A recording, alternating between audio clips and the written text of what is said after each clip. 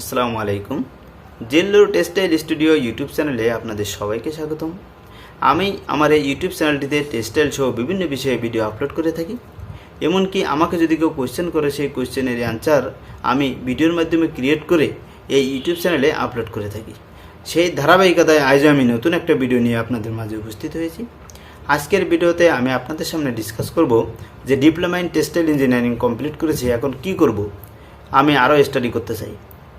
আমি বলতে চাই, যদি আপনি ডিপ্লোমা ইন টেক্সটাইল ইঞ্জিনিয়ারিং বা diploma in engineering, diploma in mechanical, diploma in computer, electrical, power, architecture নিয়ে স্টাডি কমপ্লিট করে থাকেন তাহলে, এবং আপনি বিএসসি করতে চান, তাহলে অবশ্যই আপনার জন্য বিভিন্ন ইউনিভার্সিটি আছে। সেই ইউনিভার্সিটিগুলো থেকে আপনি বিএসসি করতে পারবেন। যেমন ডুয়েট আছে, এখানে আপনি অ্যাপ্লিকেশন করতে পারবেন। তাছাড়াও প্রাইভেট অনেক ইউনিভার্সিটি আছে, সেই ইউনিভার্সিটিগুলোতে আপনি বিএসসি করতে পারবেন।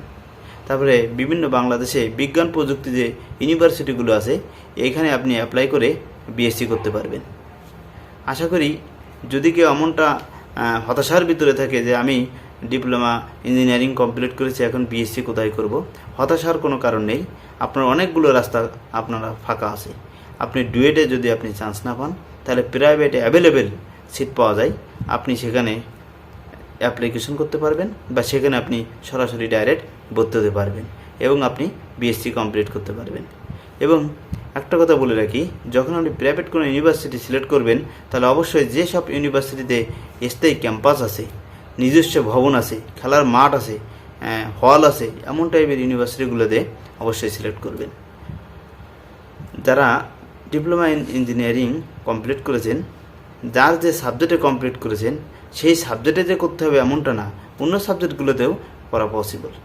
যারা ডিপ্লোমা ইঞ্জিনিয়ারিং কমপ্লিট করেছে, ধরুন যে আপনি টেক্সটাইলের উপরে ডিপ্লোমা করেছেন, এখন বিএসসি করবেন, যদি আপনি প্রাইভেট থেকে করেন তাহলে আপনার 3 বছরে কমপ্লিট হয়ে যাবে, বিএসসি আপনার কমপ্লিট হয়ে যাবে। আর যদি সরকারি থেকে করেন তাহলে অবশ্যই এখানে 4 বছর লাগবে। আশা করি ভিডিওটা কিছুটা হলেও আপনাদের হেল্পফুল হবে। আর যদি ভিডিওটা ভালো লাগে অবশ্যই সাবস্ক্রাইব করবেন, আর যদি ভালো না লাগে তাহলেও সাবস্ক্রাইব করে পাশে থাকবেন।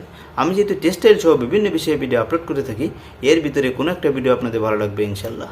Thank you all. আল্লাহ হাফেজ।